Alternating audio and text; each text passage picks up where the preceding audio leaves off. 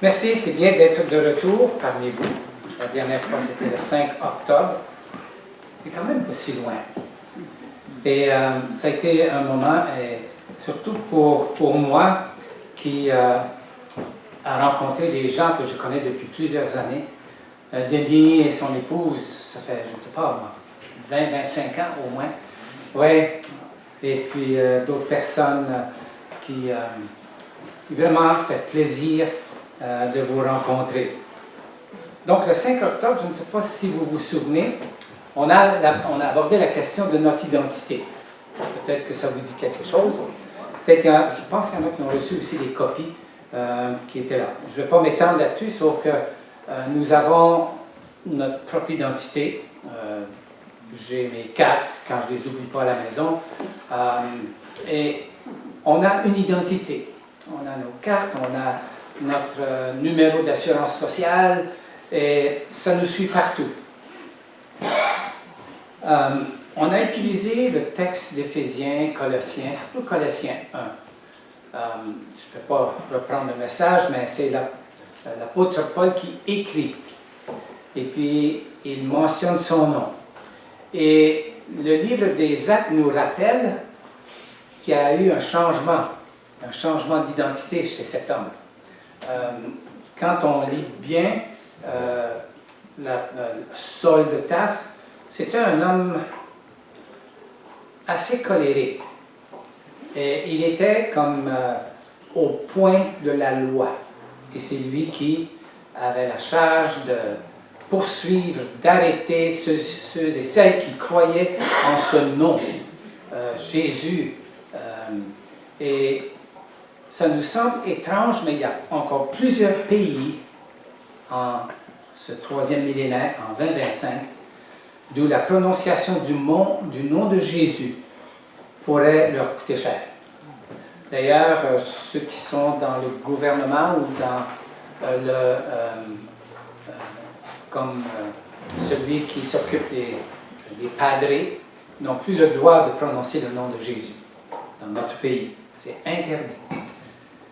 Mais nous avons notre identité, mais on a vu qu'ensemble aussi, nous avons aussi une nouvelle identité.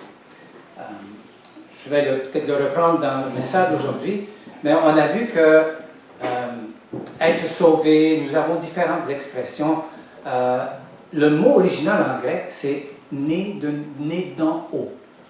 Et j'apprécie bien cette expression. Nous sommes nés d'en haut. Et cette nouvelle identité fait en sorte qu'aujourd'hui, c'est comme une suite de ce que nous avons mentionné la dernière fois. Donc, le texte de ce matin, c'est Actes chapitre 2, versets 42 à 47. Je vais lire un peu, une partie, puis vers la fin, on terminera l'autre partie. Donc, Actes chapitre 2, le contexte, je crois que vous le connaissez. Notre cher médecin Luc a écrit un deuxième volume, les livres des Actes. Son premier volume était l'Évangile de Luc. Et puis, il écrit ceci. Il fait allusion dans les premiers chapitres et au début du deuxième. Il écrit que Christ est monté au ciel, il est allé auprès de son Père, et puis les apôtres étaient ensemble, ils avaient peur parce qu'ils voyaient ce qu'ils ont fait avec leur maître, avec Jésus, et ils craignaient, ils étaient ensemble. Et lorsque Jésus a dit « Ne quittez pas, parce que je viendrai. Je viendrai vous mettre une puissance de l'Esprit Saint. » Donc c'est arrivé, il y a eu un bruit et les gens sont accourus. Et nous lisons aussi que il persévérait dans l'enseignement des apôtres, dans la communion fraternelle, dans la fraction du pain et dans les prières. La crainte s'empara de chacun, et il se faisait beaucoup de prodiges et de miracles par les apôtres. Tous ceux qui croyaient étaient dans le même lieu, et ils avaient tout en commun. Ils vendaient leurs propriétés et leurs biens, et ils en partageaient le produit entre tous, selon les besoins de chacun. Ils étaient chaque jour tous ensemble, assidus au temple, ils rompaient le pain dans les maisons, et prenaient leur nourriture avec joie et simplicité de cœur, louant Dieu et trouvant grâce auprès de tout le peuple. Et le Seigneur ajoutait chaque jour à l'Église ceux qui étaient sauvés. Bon, là, quand on lit ce chapitre du livre des Actes, nous dévoile le moment le plus marquant de la communauté chrétienne naissante, parce que c'était une nouvelle communauté, ça n'existait pas.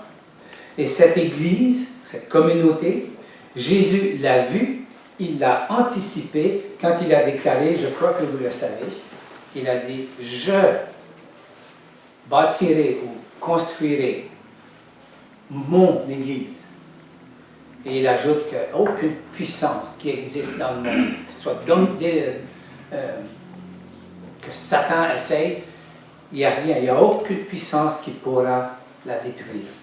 Marc 16, verset 18. Vous avez lu et possiblement médité cette partie de l'évangile de Luc, adressée à un personnage important. Au début du livre, il dit, il adresse sa lettre à un cher Théophile. Cher Théophile. Et c'était apparemment une personne qui était haut placée dans la société. Il a dit que le but était de transmettre à Théophile les informations précises des témoins oculaires concernant Jésus-Christ. Luc 1, 1 à 4. Alors, je vous laisse ça. Et de lui transmettre les informations concernant cette nouvelle communauté, l'Église de Jésus-Christ. Et dans Actes 1, 1 à 5, ce que vous pouvez lire, et cette période de l'histoire humaine marque le passage d'une alliance, à partir d'une alliance originale, donc l'Ancien Testament, avec Dieu, à une nouvelle alliance, avec de nouvelles normes, à un nouveau peuple, l'Église de Jésus-Christ. Et le bien-aimé médecin Luc écrit dans son deuxième volume, donc le livre des Actes des Apôtres, après la résurrection de Jésus-Christ. Et possiblement que, on ne sait pas là, c'est pas très précis dans l'histoire, mais il se peut qu'il ait passé une trentaine d'années dans cette période-là. L'apôtre Luc était conscient que les croyants étaient en minorité à Rome, et même dans tout l'Empire romain. Ils étaient minoritaires, étaient très peu. Et il y avait toujours un équilibre plus ou moins bon, sécuritaire, entre la personne qui régnait ou une autre. Donc c'était très, très sensible au niveau de leur appartenance à ce Jésus de Nazareth. Les Actes des Apôtres est une lettre à la défense du christianisme à son tout début, d'où l'importance de faire référence au début du livre des Actes. J'ai parlé, je cite, dans mon premier livre, donc l'apôtre Luc mentionne ce premier livre qu'il a envoyé à Théophile. Et Luc fait référence à son évangile, et ensuite, dans son deuxième livre, il m'a dit « Il m'a semblé bon à moi aussi, après m'être informé exactement de tout depuis leur origine, de te l'exposer, c'est toujours dans Luc 1, de te l'exposer par écrit d'une manière suivie. Très excellent Théophile, afin que tu connaisses la certitude des enseignements que tu as reçus. » Intéressant. Il avait déjà reçu certaines informations de ce Jésus. Au chapitre 1, verset 2 des Actes, il fait un bref retour des derniers jours de Jésus-Christ sur la terre, donc probablement qu'il a revisé le cheminement, l'arrestation, la mort, la crucifixion et la résurrection de Jésus-Christ. Il leur demande de se rappeler justement de ces moments. Dans les pages qui suivent de son deuxième livre, nous sommes témoins de l'émergence d'une communauté qui a marqué les années originales de l'an 1 jusqu'à aujourd'hui. Jusqu'à aujourd'hui. Et nous sommes les auteurs et les acteurs de Actes chapitre 29. Si vous voulez vérifier, tournez dans Actes 29. Vous n'en trouverez pas. Parce que nous sommes les auteurs, nous écrivons ce dernier chapitre. Nous sommes les auteurs, nous sommes les écrivains, nous sommes les témoins de ce qui est venu après Acte 28. C'est nous, c'est l'Église de Jésus-Christ. Et ce 29 chapitre a débuté lors de la résurrection de Jésus-Christ et son ascension auprès de son Père. Les premiers 10 versets du chapitre 2 des Actes décrivent la manière dont les quelques 120 personnes ont été remplies de l'Esprit Saint et se sont mis à parler en d'autres langues. C'était des langues connues, c'est le dialecto, c'est-à-dire qu'il y avait plusieurs qui étaient rassemblés à Jérusalem pour la fête. Il y avait une fête, la fête de la Pâque. Alors vous lirez justement dans ces quelques versets le nombre de personnes qui venaient d'au loin dans l'Empire romain pour se rassembler. Et ce sont ces personnes qui ont entendu ce bruit et qui ont accouru voir ce qui était arrivé. Et c'est là que nous avons ce texte que nous avons lu au tout début, Actes 2, 42. Et nous lisons une description de la première église à Jérusalem. Ils persévéraient. Ce sont les 3000 personnes qui s'étaient converties. Ils persévéraient dans l'enseignement des apôtres. C'est ce que nous avons aujourd'hui. Nous avons un enseignement qui nous a été légué par les apôtres et qui par la suite, Seigneur, ont été mis par écrit. Et nous en sommes les bénéficiaires aujourd'hui. Donc, dans l'enseignement des apôtres, c'est au début. Dans la communion fraternelle, c'est le thème d'aujourd'hui. Dans la fraction du pain, il semble très probable que c'était ce que nous avons ensemble où nous partageons pain et vin en mémoire de ce que Christ a fait. Et dans les prières. Donc, dans pratiquement toutes les communautés chrétiennes, il y a des moments dans la semaine utilisés pour être ensemble, prier ensemble. Peu importe, le jour de la semaine, traditionnellement, c'était le mercredi, mais il y a d'autres rencontres qui sont organisées pour des temps de prière. Parce qu'il y a des gens, beaucoup de gens qui travaillent, par exemple, le mercredi, dans la soirée, dans la nuit, lorsque nous avions nos rencontres de prière des pasteurs avec Joël Berger de Québec qui avait organisé cela. Alors, il y avait mardi matin, une semaine, et mardi soir, une autre semaine. Donc, on s'arrangeait. C'était mercredi matin, et pour certains, et mardi soir suivant pour d'autres personnes, parce que c'est pour tout le monde qui était libre de pouvoir prier. Ces 4 persévérances, donc un petit test, vous les connaissez, est-ce que vous pouvez les nommer? Ils persévéraient dans... Pas tous ensemble. Dans l'enseignement des apôtres, ils étudiaient les Écritures. Et la communion fraternelle, c'était ensemble. Dans la fraction du pain. Et il y a certaines communautés qui le font tous les dimanches matins, d'autres une fois par mois, d'autres ils peuvent faire aux 2 semaines. Et les prières. Vous avez réussi. Donc, ces 4 persévérances suffisent à décrire toute la vie de l'Église d'Acte 29. C'est nous.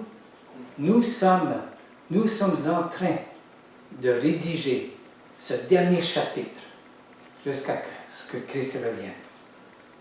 Et toujours et partout, quand il s'agit d'identifier la vie nouvelle des croyants, on retrouve ces 4 marques distinctives de l'Église naissante. que nous venons de réciter ensemble.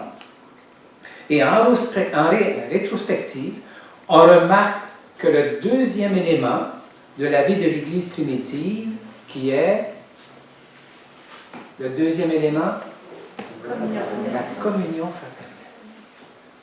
Mais qu'est-ce que ça veut dire? Donc, ce deuxième élément, depuis l'Église primitive, il semble que n'est pas autant mis de l'avant ou pas autant approfondi, pas autant aller en profondeur. Mais qu'est-ce que cela veut dire? Que les autres réalités des premiers croyants. Il est évident que nous avons nos rencontres de prière. Oui. On aime avoir ces moments ensemble.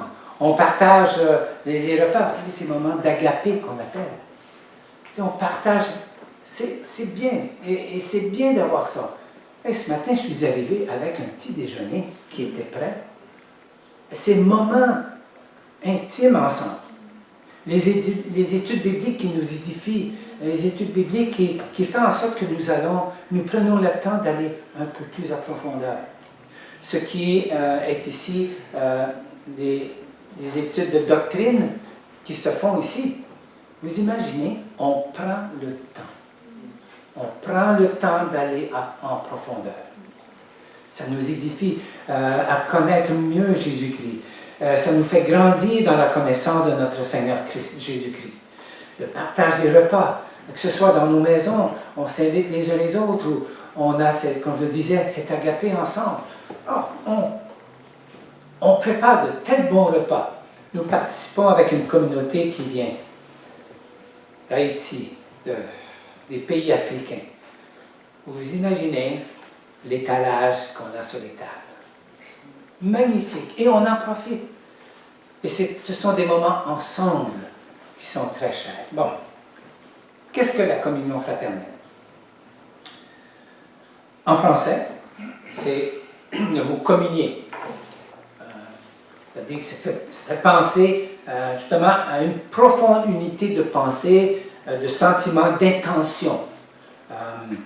Comme on peut la retrouver, par exemple, dans certaines relations entre deux personnes qui sont très, très étroites. Ce terme, communion fraternelle, clarifie, peut-être spécifie, un rapprochement unique, rarement atteint dans les relations humaines. On va voir. Rarement atteint dans les relations humaines. Oui, on va au bureau, on va au travail ou différentes places. Puis, à ma connaissance, ayant travaillé dans le domaine public, on n'a jamais commencé par la prière. Pas à ma connaissance. Donc, communier, fait penser à cela.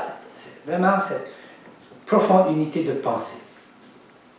Le mot grec dans nos Bibles, traduit par communion, ne se limitait pas nécessairement à ce que nous avons l'habitude de penser. Quand on parle de communion fraternelle. Donc, lorsqu'il s'agissait d'associations professionnelles, beaucoup d'entre nous avons vécu cela, ou nous le vivons encore, ou d'associations, par exemple, commerciales.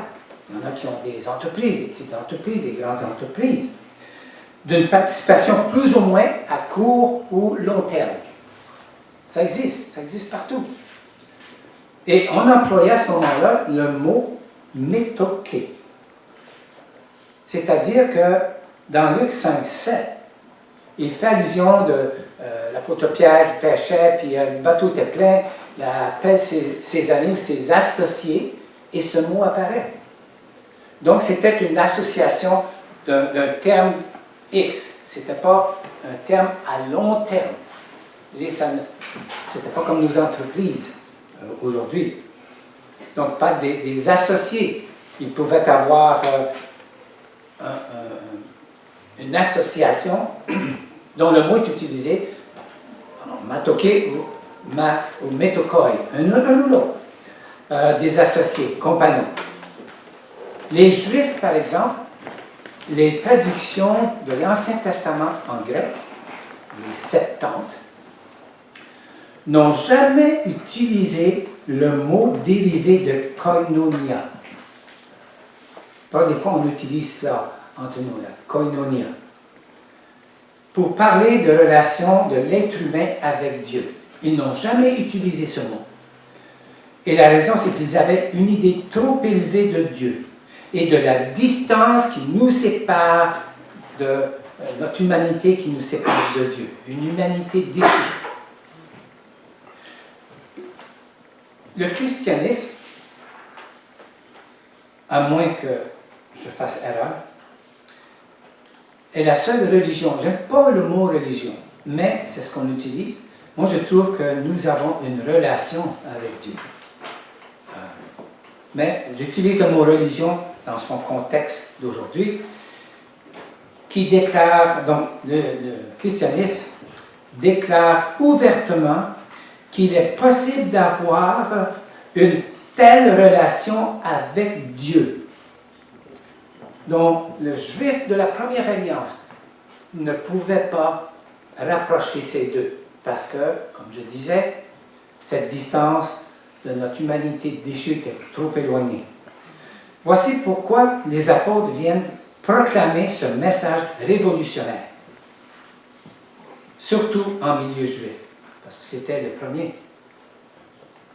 Dieu vous appelle à la communion, koinonia, de son Fils Jésus-Christ, notre Seigneur. Oh, c'est cette relation qui est unique, qu'on ne peut pas avoir de ce que le monde offre. Nous avons des relations, oui, nous avons des associations, mais pas à ce niveau-là. 1 Corinthiens 1,9. Notre communion est avec le Père et avec son Fils Jésus-Christ. Notre koinonia, cette relation unique,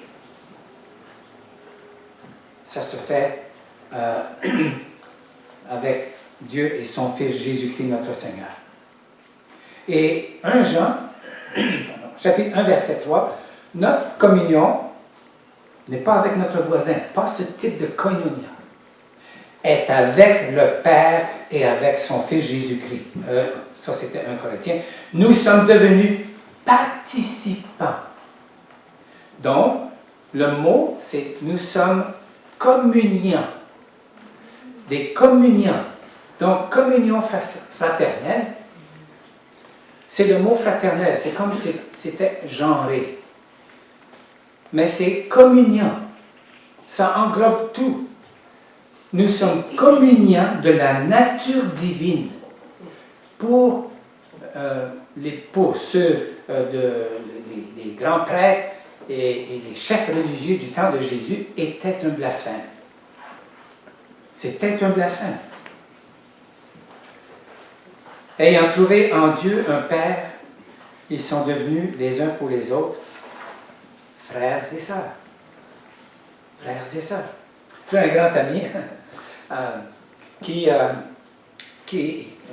notre sœur Carole va comprendre.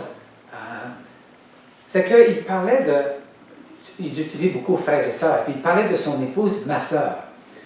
Donc j'ai dit, tiens, j'ai dit, j'avais pas compris ça. Mais vous comprenez un petit peu? Il y avait ce lien où nous pouvons nous dire, et nous sommes frères et sœurs en Christ. Donc, le mot utilisé, communion fraternelle, dans Acte 2, 42, se démarque de toute affiliation, de toute association et de toute entente. Et koinonia, dans ce contexte, est unique et exclusif de tout autre lien. Nous sommes des communiants les uns avec les autres et réservés seulement à ceux et celles qui sont nés d'en haut. Nous avons vu ce terme, qui sont nés de nouveau, qui sont de nouvelles créations. C'est le même mot qu'on utilise. Nés d'en haut. C'est réservé, ce lien unique qui n'existe nulle part ailleurs sur la terre, c'est ce lien qui nous unit. qui unit ceux et celles qui sont nés d'en haut. Il faut faire une distinction entre un groupe et une communauté. Oui, il y a plusieurs communautés de bienfaisance, c'est certain, mais il faut faire une distinction entre un groupe et un groupe de communion. Ce lien particulier qu'on ne retrouve que dans ces rassemblements qui nous unissent au nom de Jésus-Christ. Et ce lien étroit, ça ne vient pas d'une théorie. Et la mise en pratique de Acte 2, 42, assidu, donc c'est un mot qui est utilisé. Il y a certaines traductions qui se rassemblent régulièrement ou qui sont ferventes, est une indication que cela ne vient pas naturellement. OK. Non. Il faut faire des efforts. Il faut être intentionnel dans nos interactions les uns envers les autres. Écoutez, il ne faut pas s'illusionner. Il ne faut pas s'illusionner. Ce n'est pas une lune de miel, là. Tu deviens croyant et tu as une église. Non, il faut y travailler. Il faut y investir du temps. La réalité parmi les premiers croyants, le nombre qui augmentait, la vie de communion ou en communauté chrétienne n'était pas sans accroc. Si vous voulez, il y avait des plaintes, il y avait des complaintes. Acte 6.1, vous vous souvenez, nous ramène à la réalité des êtres humains. Il y a un groupe qui se plaignait parce qu'il se sentait moins privilégiés que les autres. C'était ceux qui étaient d'origine grecque, qui étaient nés d'en haut, ceux qui étaient d'origine hébreu, qui étaient aussi nés d'en haut. Puis ceux qui venaient dans bien d'autres pays, d'autres sections de l'Empire romain. Vous vous imaginez, vous mettez tout ça ensemble. Tout ça ensemble. N'oublions pas que nous sommes humains, avec nos défauts, nos faiblesses, mais transformés par la grâce de Dieu. À partir d'un groupe, Jésus a bâti, a construit son Église. Ce n'est pas notre Église. Ce n'est pas notre Église. C'est l'Église de Jésus-Christ dont nous avons le privilège et humilité de faire partie de son Église. D'être entouré, d'être cajolé par lui, de savoir qu'il prend soin de nous parce qu'il prend soin de son Église. Ici, c'est un bâtiment dans lequel se rassemble l'Église de Jésus-Christ. Si on faisait un sondage, prenez 2-3 km, prenez Saint-Constant. Vous allez dire, pour vous, qu'est-ce que l'Église? Oh, mais c'est la petite chapelle qui est sûre. Ah, c'est la... Ah oui, c'est... Oui, des fois on les entend, on pense qu'on entend des gens chanter. Ou...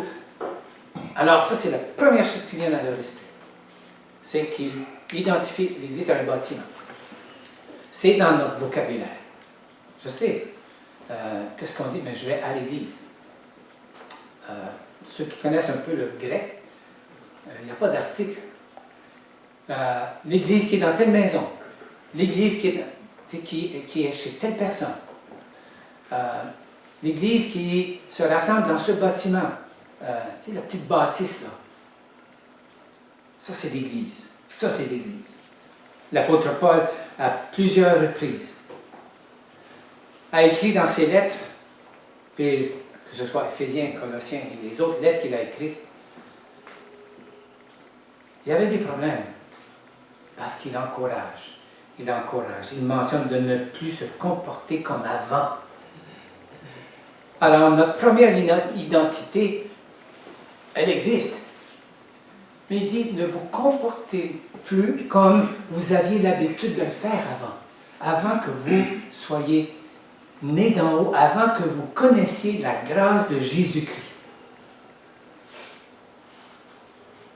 À se débarrasser, j'aime ce mot, de notre ancienne manière de vivre. Toute forme de mensonge entre nous c'est pas moi. Allez voir dans Éphésiens 4, 17 et suite. Toute forme de mensonge entre nous, de ne plus voler, mais d'être bons les uns envers les autres, à revêtir ce qui est nouveau, créé selon Dieu, créer une nouvelle identité. Je vais mentionner Colosse, l'épître Paul aux Colosses, chapitre 3. C'est un peu la même chose. Il encourage à être humble. Il faudrait faire peut-être une étude de 8 heures sur l'humilité. Humble. À pardonner aux personnes qui nous ont fait du tort. À être patient. Agir avec douceur quand une personne est difficile. De la supporter et même de considérer les autres comme supérieurs à soi. Je suis encore entrepreneur en aménagement paysager. J'avais une personne qui avait fait quelques travaux pour moi parce que j'avais d'autres choses. C'était le même projet. Et je lui ai demandé justement de faire cela. Bon, donc dans les affaires, alors je lui ai demandé maintenant les reçus. Il a essayé de dire n'importe quoi pour dire qu'il n'y avait pas de reçus. Bon, je lui ai dit, bon, voilà ce qu'il me devait. Et il ne m'a jamais remis de reçu. Il a dit tant de choses, toutes sortes de choses. Là, je vous avoue que rarement dans ma vie, ça m'était rentré dedans. Il y avait, bon, je revenais du projet et en route, je concoctais comment lui rendre l'appareil. Comment lui rendre l'appareil. Et j'arrivais à la maison et je me sentais mal. Je disais à mon épouse Josée, j'ai dit, regarde. Et alors, ce que le Seigneur m'a permis, m'a donné de le faire, parce que c'est lui qui m'a donné de le faire. J'ai écrit j'ai fait un reçu. Et puis, je le lui ai apporté. J'ai dit, voilà, écoute, si tu peux, maintenant c'est à toi. Bon, je n'ai jamais eu d'argent, mais il y a eu un sentiment de libération. Ce sentiment de vouloir lui remettre ce qu'il m'a fait. Pour une micro-entreprise, je vous assure que 5 000 $, ben là, ça sort de ta poche. Puis la poche était déjà pratiquement vide. Donc, vous savez, ces sentiments qui nous affectent et qui nous dérangent et qui affectent notre comportement, notre relation avec les autres.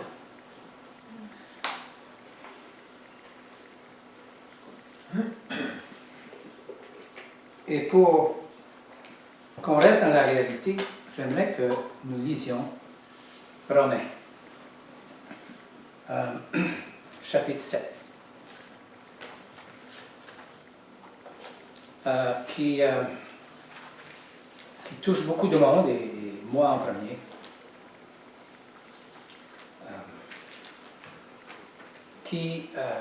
C'est l'apôtre Paul, c'est pas n'importe qui a écrit ça. C'est l'apôtre Paul qui dévoile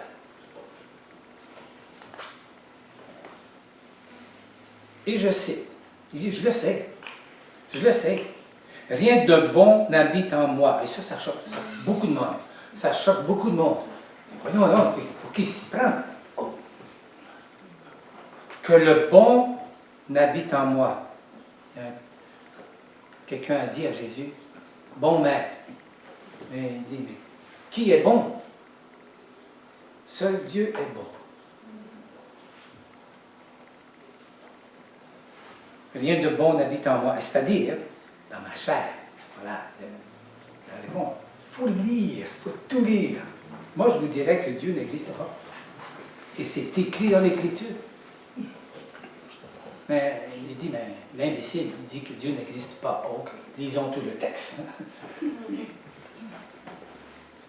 Car il est à ma portée de vouloir, mais non pas de produire le bien. Il est dans ma volonté de vouloir le bien, de vouloir, mais de ne pas produire le bien. Je ne fais pas le bien que je veux. Intéressant. Je veux, mais je ne le fais pas. Mais je pratique le mal que je ne veux pas. Ouais. Si je fais ce que moi, je ne veux pas, ce n'est plus moi qui le produis, mais le péché qui habite en moi. Je trouve donc cette loi pour moi qui veut faire le bien. Ce qui est à ma portée, c'est le mal. Ce qui est à ma portée, c'est le mal. Car pour ce qui est de l'homme que je suis intérieurement, je prends plaisir à la loi de Dieu, mais je vois dans mon corps tout entier une autre loi qui lutte contre la loi de mon intelligence. Vous avez dans certaines traductions de mon entendement, et qui me rend captif de la loi du péché qui est dans mon corps. Mais là, c'est la déprime totale. Ça, là, tu te dis, mais là, l'apôtre Paul, c'est comme s'il a lâché un cri. Il a dit, il est misérable que je suis, qui me délivrera du corps de ce mort? Là, il éclate. Gloire soit rendue à Dieu par Jésus-Christ, notre Seigneur. Point d'exclamation. On n'a plus rien à dire. Gloire soit rendue à Dieu par Jésus-Christ, notre Seigneur. Et là, on tombe face devant lui. Et c'est la porte de sortie pour nous tous. Dans nos interactions, nous avons toutes sortes de choses ensemble. Et des fois, on est comme... On est là, un beau sourire, comment ça va? Ça va bien, merci, au revoir. C'est vrai qu'on ne veut pas s'émincer dans les affaires des autres. On ne veut pas s'émincer dans ce que l'autre veut tenir en ce moment-là, ce qui est secret. Mais la personne n'est pas prête. Et comment est-ce qu'elle va un jour pouvoir se confier un peu en voyant chez toi et chez moi le respect de l'ouverture, de respecter la personne là où elle est. Et de dire à la personne, je prie pour toi. Si tu as besoin de parler, voilà, je suis là, mais écoute, je prie pour toi. Donc, soyons communiants les uns avec les autres. C'est unique ici. Ce que vous vivez, là, ce que nous vivons en tant que communauté chrétienne, c'est unique, ça n'existe pas. Et nous avons besoin de ça. Moi, j'ai besoin de ça. J'ai besoin que on m'entende, j'ai besoin que... et je partage avec quelques personnes, mais ce n'est pas avec tout le monde, c'est bien entendu. Il faut être réaliste. Mais ne pas s'adonner avec tout le monde, c'est normal. C'est normal. N'oublions pas notre parcours sur la terre. Que notre parcours a un impact, vraiment, un grand impact dans notre entourage. Prenez nos familles. Ma famille, si on compte enfant de ma maman qui va avoir 103 en janvier, il y a 85 personnes vivantes dans son clan. Donc, ça fait du monde. Il y a la famille, il y a les voisins. On peut être voisin pendant 40 ans. Puis, ne jamais savoir que nous sommes nés d'en haut. Dans notre lieu de travail, nous avons un impact dans nos déplacements. J'ai mis dans nos déplacements parce qu'en voiture, quelquefois, je dois me retenir. Je vois des sourires, je ne suis pas seul. OK. Ce sont deux choses. Et dans nos paroles. J'ai été enseignant dans une école secondaire très peu de temps, parce que j'ai réalisé que ce n'était pas ma carrière. Et dans ce que les enseignants, dans leur temps de pause, parlaient ensemble pour les choses que j'ai entendues concernant tel ou tel élève.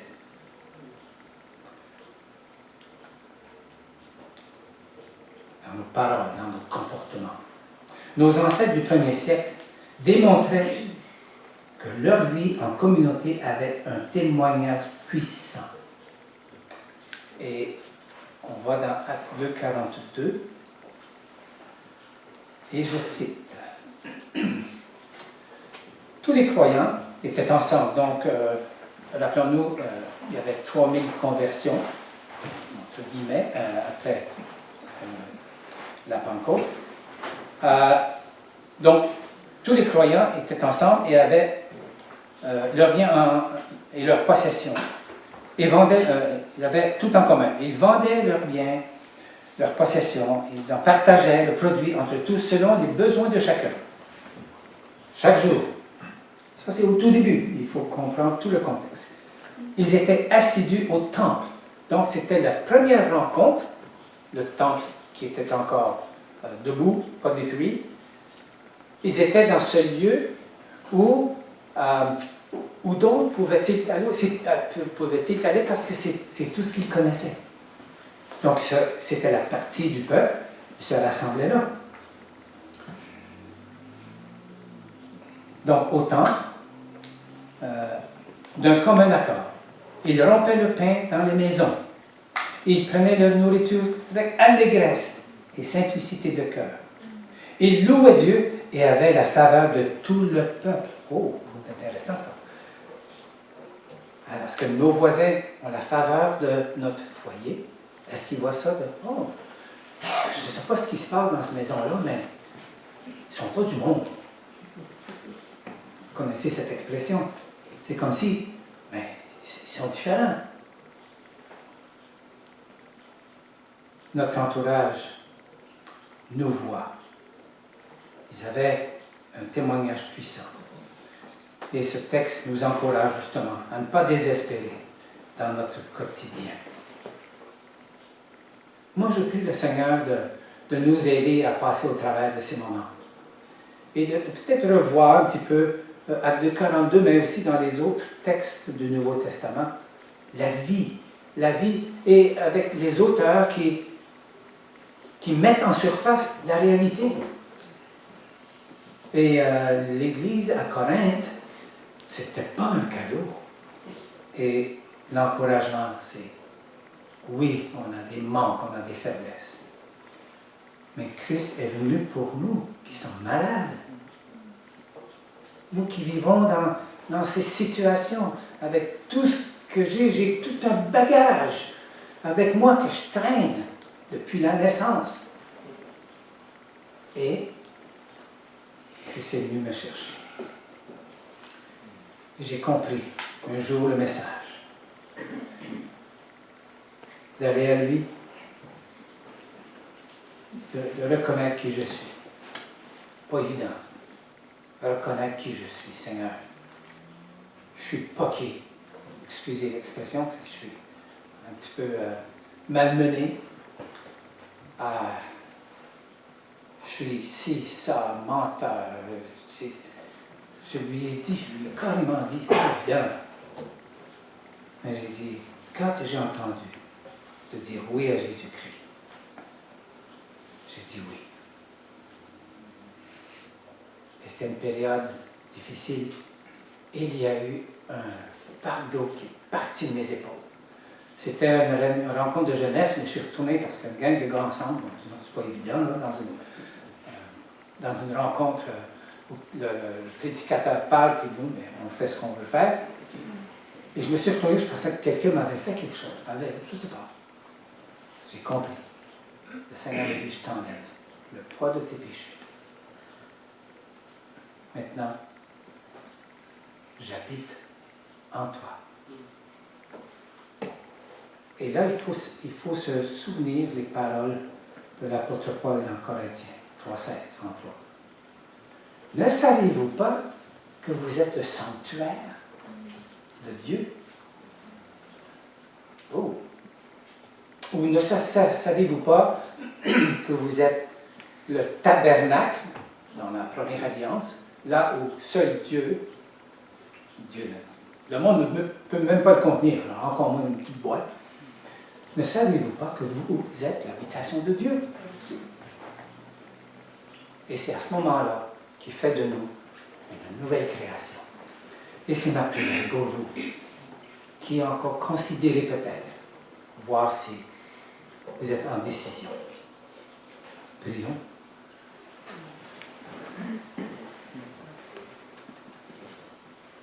Merci notre Dieu. Merci Seigneur Jésus pour ton amour et ton affection envers nous, envers chacun d'entre nous. Merci d'être tout près de ceux et de celles qui sont encore en recherche. Et tu es à côté, Seigneur. Tu es à côté parce que tu les aimes, parce que nous sommes tous malades et nous avons besoin de toi, Seigneur. Veille, Seigneur, que ta parole soit claire, soit, même dans ces plus simples mots, qu'elle soit puissante. Comme nous lisons, Seigneur, dans Romains, c'est comme nous disons que ta parole est une dynamite qui fait sauter toutes les résistances que nous pouvons émettre devant Dieu, devant Jésus. Merci, Jésus, de nous aimer à ce point.